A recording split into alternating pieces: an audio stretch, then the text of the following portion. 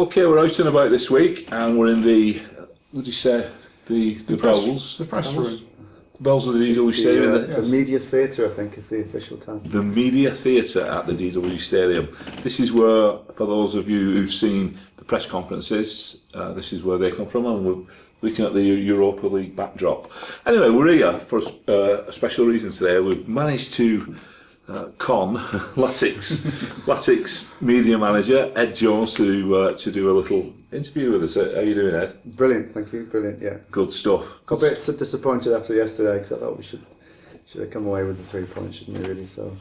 Yeah. Well, it was a funny one where it kind of felt like a bit of a defeat, but it was a, if you look at it on paper, it was still a draw away from home and clean sheet, but the amount of chances that were created by the team, we really should have come away from that. I'm not saying, not being arrogant and saying, a team like us should beat them. That's not at all what I'm saying. I'm saying on the day we created enough chances, didn't we? And I thought Young Lee did very well. Makes me sound like an old man. But Lee did very well there. The story of that is let me know what to look at that or that. The story of that was literally during the warm up. Cass went down on his ankle, twisted his ankle. The pitch was quite soggy, wasn't it? I think so, because their fella went off with a similar injury, didn't he? During the first half. So Lee was warming up as he always does, and then when he came in, he was told, "Right, you're on," and we had to scramble because we couldn't find Steve Crane anywhere. And the way at Charlton, it was that the bus is actually quite close to the tunnel area, and he was just chilling on the bus, so we managed to get hold of him, and he kind of rushed out and got changed quickly. So how did he react to that? Was he really excited? Lee was no, not really, no.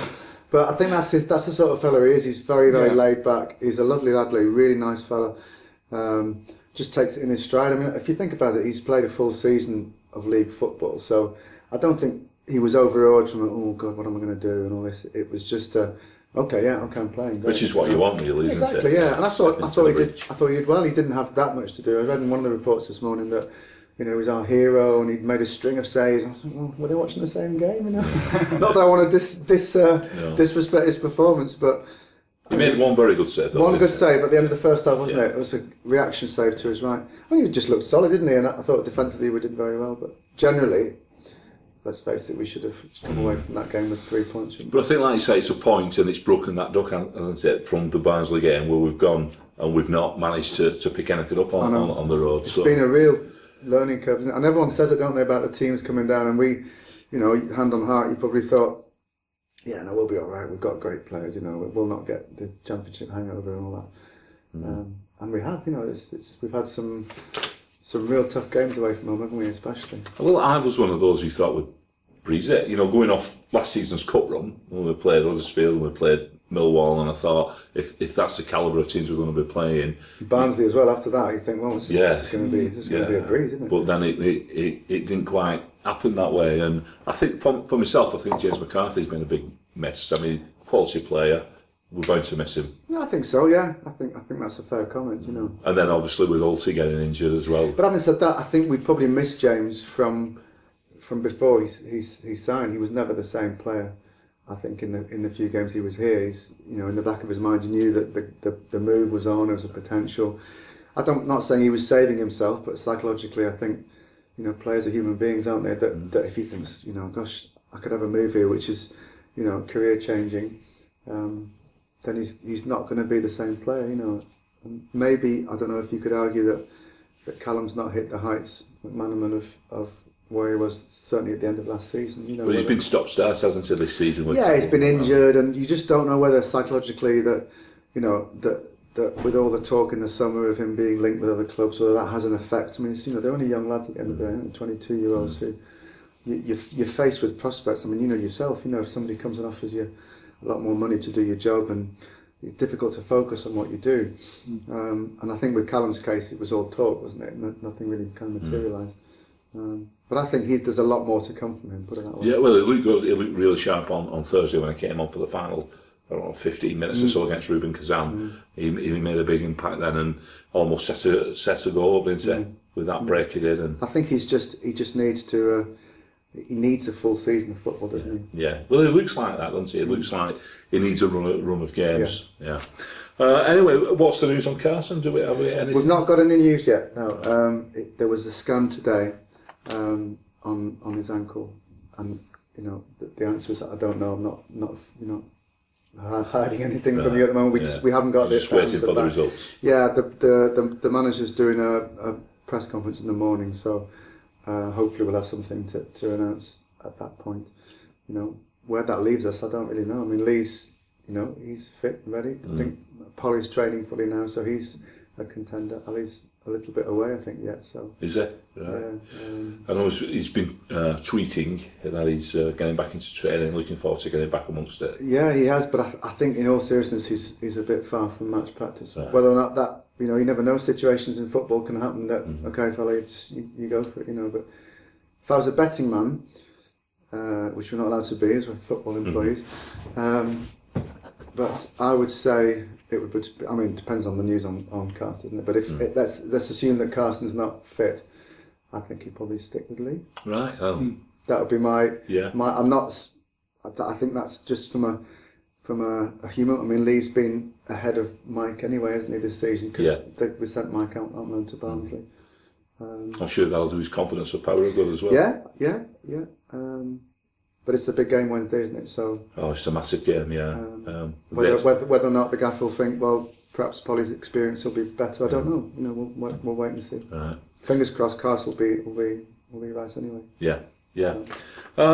Right. So, could I just ask you? I know you're the media manager. What exactly does that mean as a football club these days? It means I sit and do podcasts all day.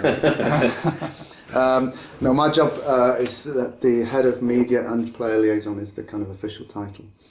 So what that effectively means is that anything to do with the media or communications, i.e.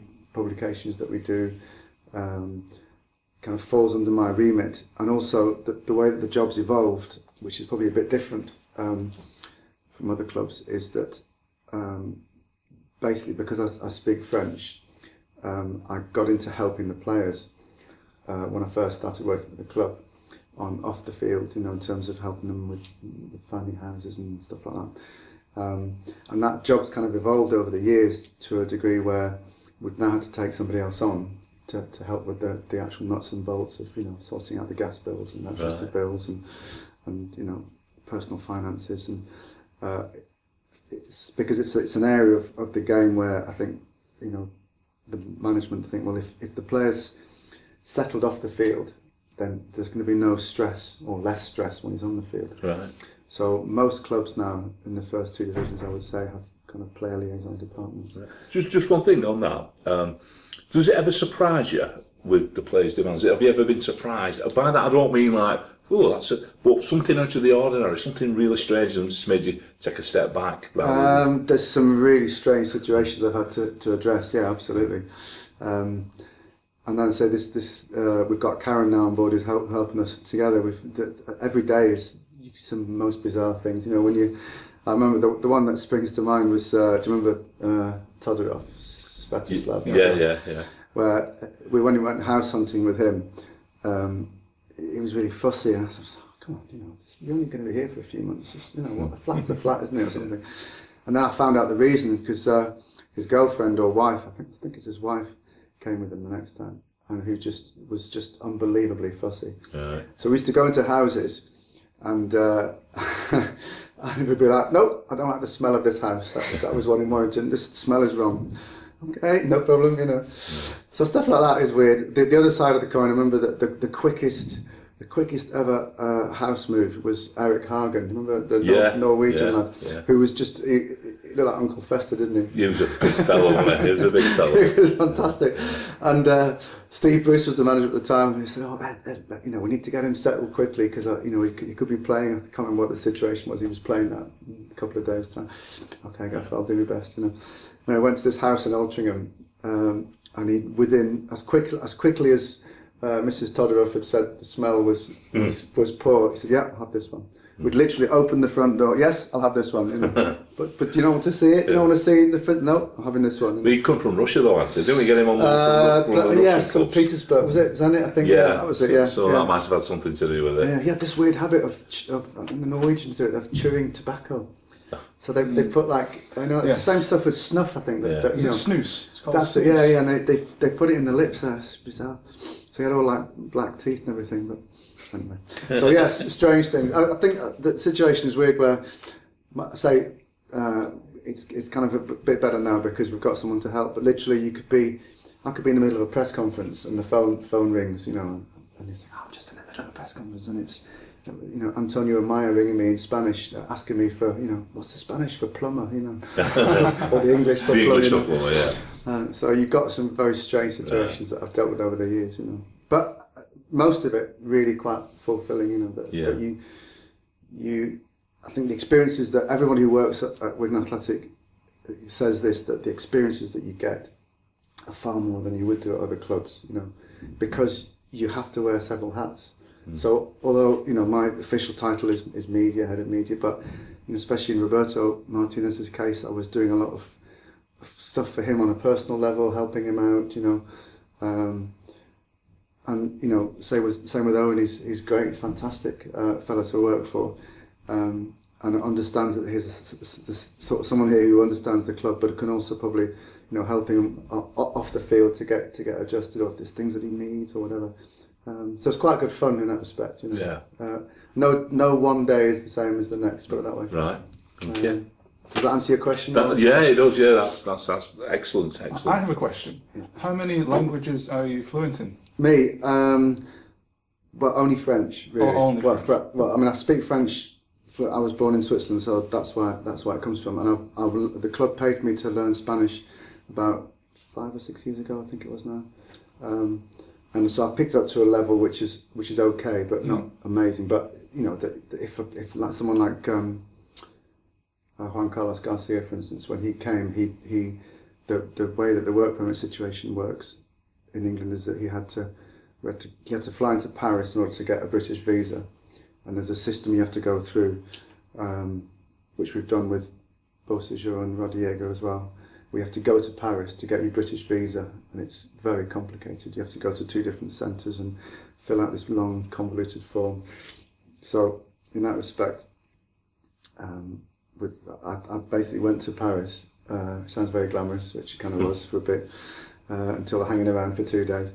And then so I met this complete stranger, Juan Carlos, who doesn't speak a word of English. And then you have to go to get everything sorted out in French. So, in that respect, it fits in very well. You know? Right. So, and then that's just in order for him to get a visa to come in. So we how long did we sign him for? 2 years? Garcia, I think so. Yeah, I think it was this season and 2 more. Right, so three in total. Yeah. And again, it's one of those where you can't differentiate when you're signing a player. You know, you've got to spend as much time helping. You know, because you don't know if they're going to play, how important they are. So, well, you're going to be a big player, so I'll help you, or you're only going to play 1 game the next 2 seasons, so I'm not going to help you. That's just not the way it works. No. You've got to treat everybody equally. So that's quite interesting, I suppose, the range of things that you do. So anything from, for instance, just the other week we arranged a team photograph. That you see the photograph of the lads on the wall. So that's our department that's got to manage that and arrange for the photographer to come and, you know, get all the players in place at the right time, wearing the right equipment. So there's a lot more besides the matches. Yeah. You know, the matches are almost just like the icing on the cake sometimes. You know. How are you enjoying the season so far? I mean, it's different from the Premier League, isn't it? Yeah, it's. I mean, I think the one thing that we weren't expecting was obviously last season was how busy the Europa Cup would make you. I mean, literally with those weeks, the amount of tasks that they make you do is just phenomenal. And apparently this is easy. If you get through to the next round, the level of branding that the stadium has to go is, you know, literally, I think they come in with a team actually to do it. Because there's more exposure. Yeah, absolutely, yeah. And I think, well, the way, if you look at the board here, it gives you an insight to all these various sponsors.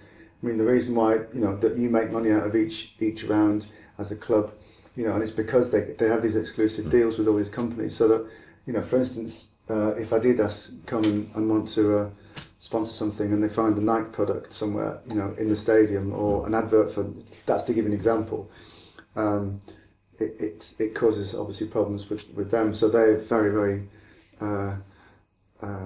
what's the word? They're very exact into meticulous. What they, meticulous, exactly. So we've not had this experience yet, but I can see over there there's a Toshiba television, and apparently Sony are one of the big sponsors for the Champions League. So in the Champions League, for instance, they literally go around covering television signs up, because if a rep from Sony comes, so it's all that. So that season, to answer your question, the Europa League, for me, I think it's been really interesting. I think there's two ways of approaching it. You either, because obviously you know how to do things, so you either kind of battle it and say, look, no, the way we do it here is this, that, and the other. Oh no, but and you know that in the end they're going to win. Yeah. So there's two ways of doing it. You either just embrace it all, go on, hit me with what you want, or you try and resist. And we've obviously done that. So it's interesting that on the first two games, they have like a team of 3 people who come and kind of run the game, if you like. It's a venue director and a broadcast manager, I think are the titles. Nice fellow, the Portuguese guy called Alex is the venue director, and a Scottish fellow called Colin. You get the same blokes for both games? For the whole, if we go all the way through to the semi, they're with our club, which is good, because then there's a continuity. I've lost my thread. Oh yeah, so at the end of the game, they say that basically, apparently UEFA headquarters, they have like banks of how many games there are. Let's say it's 48 games. They have a room like a space control centre, and these people are watching every single television to see if anything is not branded properly, or like the whole, like the beginning of the game with all the children with the big UEFA sign, and the way that like on Thursday they passed the banner along. We had a rehearsal for that. Yeah. So all these things are picked up on. And brilliantly, the first game, you said, "Oh, brilliant! You were fantastic. For the first ever attempt, we thought the facilities were great, the people were friendly. It was a great game. You managed to get a win, so everyone's in a good mood. So there's 2 things we weren't happy about. They both affected me, of course.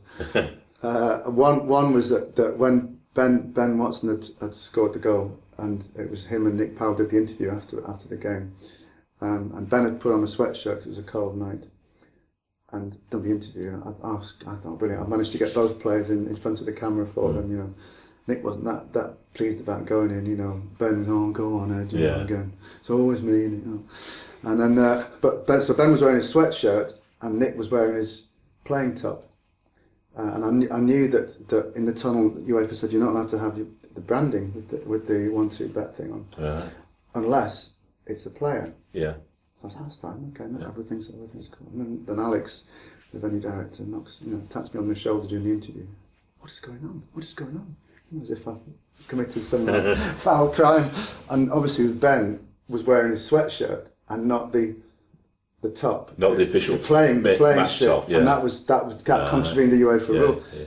Oh, sorry, So obviously next time I had my shirt ready. Or in fact, when against Kazan, Grant Holt and Nick again we're doing the TV, and I said to Grant, look, you better take your sweatshirt off, otherwise I'm going to get in trouble. And the other one was brilliantly, the fridge from my other office was meant to be used for the drug testers, because the drug testers need a fridge to keep the samples in. Yeah. Well, to keep samples, also I think to give to the players to try and stimulate. Oh right. Some fluid. The P word. Or maybe for themselves as well. So anyway, we didn't have a fridge for the drug testers. Right. But basically, in the grand scheme of things, we've as a club, we got a massive tick into having done everything right for them. Yeah. So who came up with the name, the Wigan Athletics Stadium? Why did you pick that name? Well, that was interesting because they said to us that no stadiums can have a branded name. So we thought, that's all right, it's the name of the owner. And then so we tried to con them basically, in the meeting that we had back in the summer. And then no, they said, no, look, it's a brand name. It's okay, so what should we call it? The Dave Whelan Stadium then? They weren't happy. And then they said, no, we're going to call it the Wigan Stadium. So we thought, okay, we'd rather have the Wigan Athletic Stadium because that's who we are, isn't it? And that was accepted. You know. But in the same way that it's the Arsenal Stadium, isn't it? You said the Emirates and yeah, exactly, whatever. you know. And Eastlands, they changed that for City's game, don't they? Yes. Do they? Yeah. Yeah, because It's Etihad. Oh, Etihad, of course. Yeah, Yeah. Etihad, yes. Yeah. So that's all right, but it's only really for any official publications, so i.e. the programme, and you know it goes out on the telly, doesn't it, as the Wigan Athletic Stadium. So if that's the price to pay for being in Europe, then that's we'll fine, take it, won't we? It's Absolutely. been. I mean, the fans have backed it, haven't they? How I mean, you guys seem to be really embracing it as much as anybody, you I know. was in Belgium, fantastic trip. It's great, wasn't it? Yeah. Yeah, wonderful time. Apart from the rain. Later, as we were getting to the ground, and we all got I soaking know, wet. it was. But it was a great day. Thought we did all right as well for our first game. I was a bit cautious, weren't we? Yeah, I mean, I think that Zulta were I mean, they're flying in the Belgian league, aren't they? And Yeah. I think we did okay. The last 10 minutes we were holding on, weren't we? And Yeah. I thought it was a great performance. Really thought we were considering he'd made so many changes. Yeah. It was a surprise in the last round that Maribor actually went there and did them. Yeah, I thought Surprised that. me. I thought that because Maribor were poor against us, weren't they? Yeah, very poor, I thought, yeah. Second half they improved, but Yeah. These Rubin last week were quite a good side, I thought. Their goal was a excellent, cracking goal. And number 9, he doesn't really play for them apparently. No, he just comes on as a late sub, doesn't he? He can come and out anytime he wants, can't he? He was He's full of running, weren't magnificent, he? Yeah. And the left back as well, flying up. He was more of a wing back, weren't he? And Mbia then number 90. Yeah, and French he went down quite easy, didn't he? Moaned a lot. But he's got something. comment, yeah. He had something about him. But no, I thought you know it was before the game we'd have said, oh yeah, we'll take a draw here. Privately, probably thought well, they're a good team. But after the game, we were disappointed not to have won. Again, yeah, it was like Saturday, weren't it? It was disappointing that we didn't stand yet. Fantastic save, wasn't it, by their keeper at the end? Oh, it's unbelievable that how we got across there. Yeah, We've tried to say, you know, whether Marco should have, you know, but there's not that much else he could have done. He struck it well enough. Yeah, and he come at him quick, didn't he? I mean, he controlled it, hit it, and the keeper just threw himself at it. It was. It's football, though, isn't it? It's a decent return, you know, for that 5 points is it from the first two. So Yeah, we're on course, aren't we? We're on course for going through. All right. The differences. Could I ask you what the main differences are between on a daily basis working with Owen Coyle from Roberto Martinez? What would you say? Be careful what I say here, but because I got on very well with Roberto. He was very media savvy, which as a kind of media person, that's your first question really about a manager is he going to understand what we do, you know, is he going to value it after he understands it, and see, you know, how much is he going to cooperate, and on all those 3 aspects Roberto was brilliant, you know. Couldn't really put it any other way. Very, very sort of clever in terms of how he dealt with questions, especially the negative questions that inevitably come when you're, you know, struggling in the league, which we did. But I thought he handled the success that we had very well as well, in a quite humble manner. You know, always praising his staff, and from that point of view, you know, he valued the club's own media as well. You know, that we do the stuff for the website and. Wigan Athletic player, he always talked to us. You know, he'd always give, you know, whatever I asked him to do as regards player, he would do, like he'd meet you fans. You know, he was very good. Now, this sounds like I'm about to say Owen's not that time, but Owen is equally as good, but just in a completely different way. Yeah, he is, you know, a different character completely. And again, my first phone call, as soon as I found out that Owen might be coming, was to call a guy called Mark, who was my equivalent at Bolton. He's left now. To say, look, Mark, you know, because I kind of knew him quite well anyway from coming across him at events and at matches. And I said, Mark, what's he like as a fellow? Is he okay? You know, and he said, look, he's the best I've ever worked for, which kind of just gives you a massive sigh of relief, you know. And I know it's a different atmosphere down at the training ground. Obviously that. From, you know, having a Spanish, I suppose with Graham Jones it's Geordie as well, but kind of a mixed sort of cultural setup. Now it's very much all Scottish, Well, they've got Graham Barrow as well, so he's with his wit, you know. Yeah. So that vibe has changed. I mean, it's almost like Scottish has become the official language, you know, at the training ground, which is just a change, you know, over the years. I mean, I've been here for 8-9 years now, so you've seen, you know, with Paul Jewell first and that atmosphere we had then over to Hutch, and then Steve Bruce came in and Roberto, and everybody brings their own different atmosphere, different ways of working, different time scales. And Owen's just, I would say he's you know, very different from Roberto, but just really good to work for. You know, from a club point of view, I think he understands us as a club. That's my biggest worry for somebody coming in, was that he wouldn't get Wigan Athletic, you know, because we're special, we're a special club. Yeah. You know, and you guys know it. We know it as supporters that you know, we're not like other clubs. You know, just things don't happen the same here, and he got that straight away. You know, it's not like you go around Christopher Park, which is good. It's just okay. The facility is okay. You know, and it's not. Oh, this is a bit poor, isn't it? You know, where's my indoor pitch and whatever. You know, it's like, this is great. Yeah. You know, I mean, he's been at small clubs himself. You know, as a person, he's fantastic. Very, very kind of respectful of his staff, inclusive of his staff. And you know, his assistant as well, Sandy, is a great guy. I mean, it takes a while to get to know people, don't they? Yeah. Phil Hughes obviously comes with the package, and he's got a real Latics connection.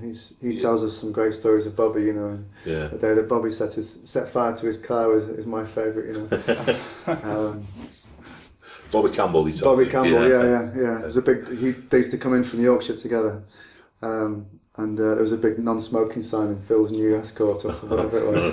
So when he went to pop in and get a bottle or something from the newsagent, he'd lit up and basically set fire to this sign. So there's a lot of other stories which he probably couldn't repeat, you know. And I found the family show, as the saying goes. But so from that aspect, it's really, really good at the moment. It's a fantastic atmosphere at the club. I think with Roberto, we had. At first, when he first came, and I'm sure he wouldn't be upset if I said this, but there was a bit of division within the dressing room in the early days. Certain players didn't kind of accept what was happening style-wise with the team, and there's a lot of influx of Hispanic players. So there was real factions within the dressing room, which, you know, obviously we stayed up, didn't we, 2 or 3 years. So they got together enough on the pitch, but never that much off it. And then towards the end, you know, I think as we got towards the cup final, there was a real togetherness. You know, that the different factions had kind of accepted each other. So you wouldn't expect Maine and Figueroa to be best mates with Gary Caldwell, but you know, there's a mutual respect of what they stood for as people and what they stood for as players. And then now, since the summer, and we've had, you know, we've worked out it's the most players we've ever had in the summertime. This one, 11 players. Yeah. Was it 12? 12. A complete turnaround in players, which obviously creates the atmosphere, doesn't it? So whereas before, last year I think there was about 12, 13 Hispanic kind of players. You know, so even someone like, I don't know, Geordie, for instance, who's fluent English speaker, still culturally, you know, he would kind of side with those guys more. But now it's, you know, the British kind of core of the club is the dominant one. If you think of all the players that have come in, there's only like 3 or 4 kind of Hispanic guys. You know, the couple of the French boys stick together, but not in a kind of divisive way. And I think the unity within the dressing room is fantastic at the moment. A couple of characters in there as well, with Grant Salton. Yeah, Grant's. I was warned actually by my counterparts at Norwich, the fantastically named Joe Ferrari. Who said, "Oh, Grant, yeah, he's a nice fella, but you know, God, he's hard work, and he'll never do what you say." And I've never had a problem with him. He's, I don't know. Maybe it's just. I think we're not particularly. How can I put this? I'm a big believer in giving the players the rope to hang themselves with. Yeah. In a media sense. Yeah. So you say to Grant the first few days, "Look, Grant, you know, I'm not going to stop you from talking to anybody. I'm not going to say yes, you can do that, and no, you can't do that. You're a grown man. You're 32-year-old player. You know, you've got, you know, more experience than me in the game. So I wouldn't be arrogant to say, look, don't do this, don't do that." And I think maybe maybe there's a respect that comes from that. I don't know. That I think, well, I'm not going to let the club down. You know, and I think from a off the pitch point of view. Grant's been different class. It's really, really good. Well, he's got his own radio show, hasn't he? Yeah. Carlisle Yeah, Radio. exactly, which we helped to push. And he's a character, you know, there's no two ways about it, but I think you need that, you know. He watches a lot of Peppa Pig, apparently, as well. Yeah, exactly, yeah. So we had him, it was quite funny. He'll probably shout at me for telling you this, but I prepared all this thing for the press conference where that quote came from. It was in back in these very seats. You have to do a press conference before each game with the player and everything. And so no, Grant, you know, here's the just in case you don't know it, here's the main players from Kazan. You know, quick word about them. And that's that. But that was the line, wasn't it, that came out that he'd rather watch Peppa Pig than watch Kazan. So it's fair enough. Yeah. And you know, when you talk about characters in the dressing room, there are some. You know, James McLean is again another one where that my equivalent at Sunderland, Louise, she's called. So I'm not saying I'm glad to get rid of him, but she was, you know. Yeah. And James wouldn't mind me saying that, I'm sure. And he's been fine, you know. He's been great. He's obviously a feisty character. You know, he believes in what he believes. And fair play, you know, I don't mind that. But you need surely you need characters within to make it work. As long as you understand that obviously we as a club, you know, we pay their wages, so there's a certain amount of responsibility that comes in with that. And I think the majority of them, you know, understand and respect. I mean, some don't like doing media, which is understandable, but they've got to do their fair share. And it's kind of a happy ship at the moment. Yeah, great stuff, I would say. Yeah. So we'll move on to Wednesday. We've got QPR coming up, and Harry's bringing his boys, and they've got 1 or 2 characters, haven't they? Joey Burton. Yeah. I noticed the programme, the match advertising has Callum on one side and Joey Burton on the other. I've seen that on the official website. So is that going to be the? So I don't know what it's intimating that's going to happen. I've got a confession to make here, which is that QPR were the first team that I supported, or first English team that I supported. I mean, I wouldn't say I'm a fan. I'm not a fan at all anymore. But for sentimental reasons, we came over to England with my dad, and at the time, you know, we said, I'd love to see an English game, because my team in Geneva was called Servette Geneva. Yeah. Who are now they've gone all over the place. They went to the 3rd division because they went bust and all sorts. But one of the big old Swiss clubs. Anyway, we went to see QPR at Loftus Road. First English game, so I kind of followed them from a distance, and that was my club for a bit. And then obviously once you get associated with this club, which was 85. When he was at the Reporter. Before that, when I met my wife's from Wigan, from St Andish, as she likes to call it.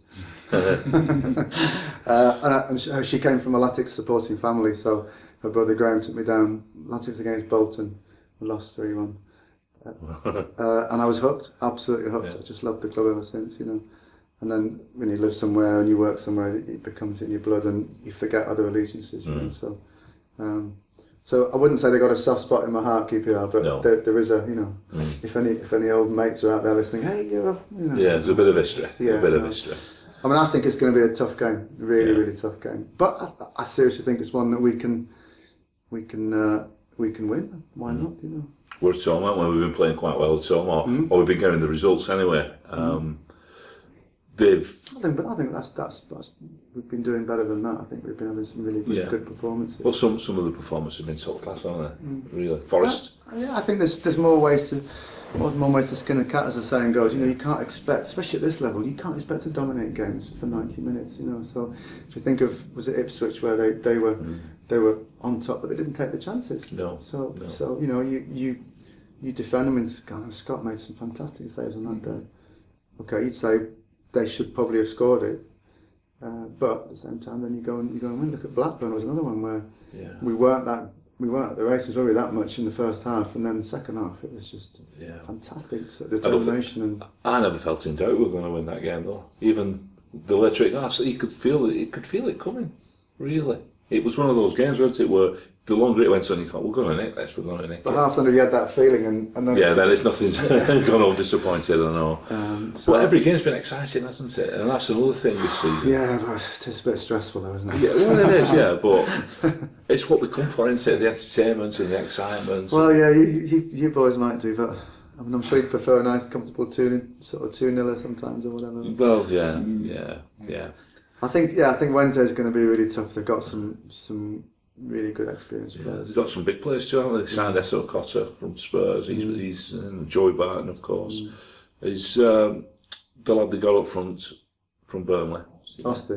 Charlie Austin, yeah. You can score it if nothing. Yeah. Is he injured at the moment? I don't think he played at weekend. So. Did he not? I don't think he did. Oh, I was chatting to the analyst, and he was talking about him. So he might have done. He might have done nothing in the game. I don't know what you feel like, but I like to think that we can beat teams at full strength. So Yeah, well, before the season started, I mean, I've already said I thought we'd not walk the division, but I thought we'd be very strong within it. I still think that's going to come after Christmas anyway.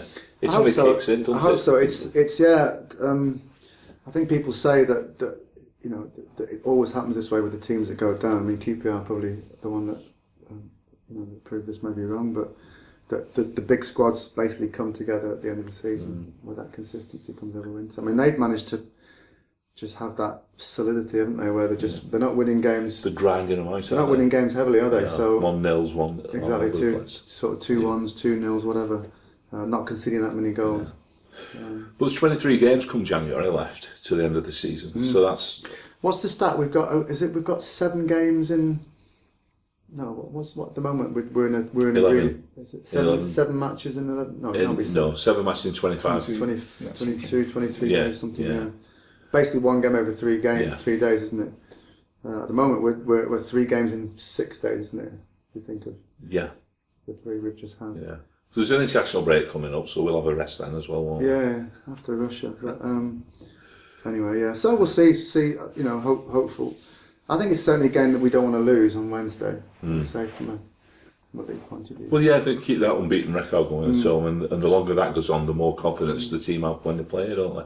Plus, the more people will be coming through the turnstiles as well. Absolutely. At the moment, I mentioned before, the average is quite strong. We're averaging at 15,130, in the league. Which is not bad, considering that some of the clubs that have visited haven't really brought that many people.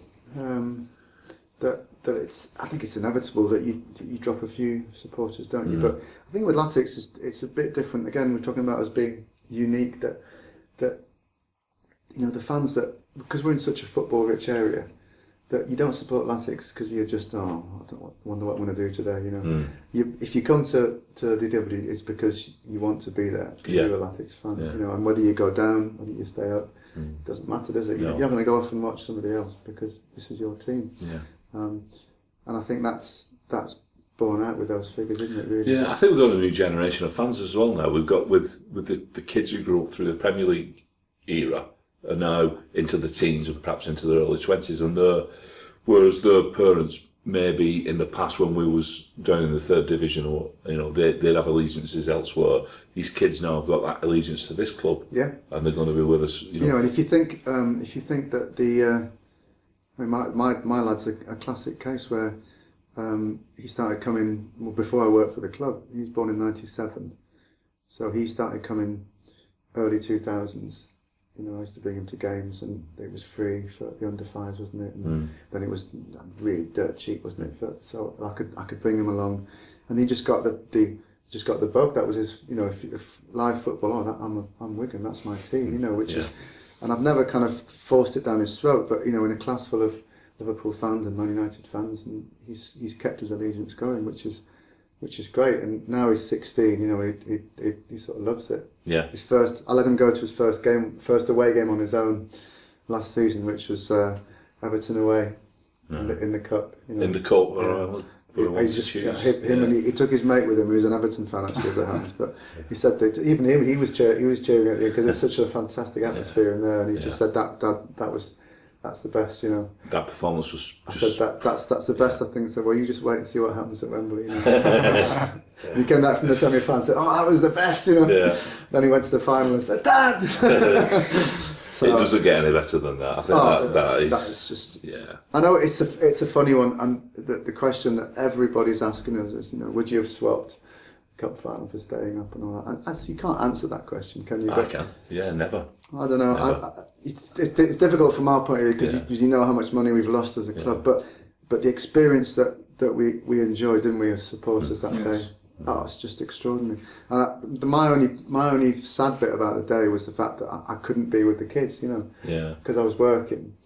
And I thought about, because it was great in the semi-final because the club seats were just kind of near the press box, so I was able to scoot up and down. But in the final, they were sat up in the gods, and that's the only thing that really you'd want to be there with them, and enjoy that moment at the end. So. One of the strange things for me in the cup final was I started to think about people that had been with at Springfield Park and been here with, and had seen us in the Premier League, but had died, and thinking missed out on. Yeah, on this cup final win. It was after the game had finished. I was thinking of like some really good friends of mine who are dead now, and what they, as though it was for them, as though they were still there. And it was quite emotional, if I'm being honest. I think so. I think there was that fantastic banner, best Latics banner of all time, that we saw at Wigan, at Bruges. Sorry, this is for our fathers and grandfathers. Yeah. Fantastic, absolutely brilliant. It just sums it all up.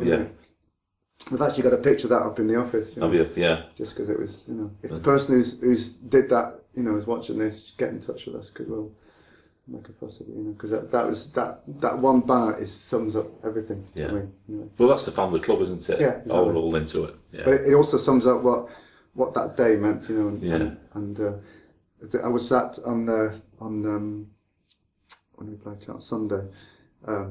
I was actually sat towards the end of the game because I had to nip down quickly at the end. I went to the Charlton end, just where the way the press box was working, and I just thought I could dart quickly. I sat in front of a couple of Charlton fans, and they were saying, "Oh, do you know what? We really like Wigan. Wigan's a great club." They didn't know I was there. Just the whole country loves Wigan, don't they? Yeah. And I thought it was fantastic that, because they were basically cheering for us to lose, but but we really like Wigan, don't we? Yeah. And that sums it up that I think what we achieved last season is really, since Wimbledon, that is the first time it's happened, isn't it? And it's we've kind of championed the little man against David against Goliath. Yeah. And I think it's made people believe that that a small club can actually achieve that. Yeah. And on that note, Ed, I think that's a great way to finish. Perfect. Yeah, absolutely. So thank you very much. Unless Dan wants to, have you got a last question? No. Great. Right. Thank you very much, Ed. Pleasure. Yes, Thank you. Thank you. Pleasure.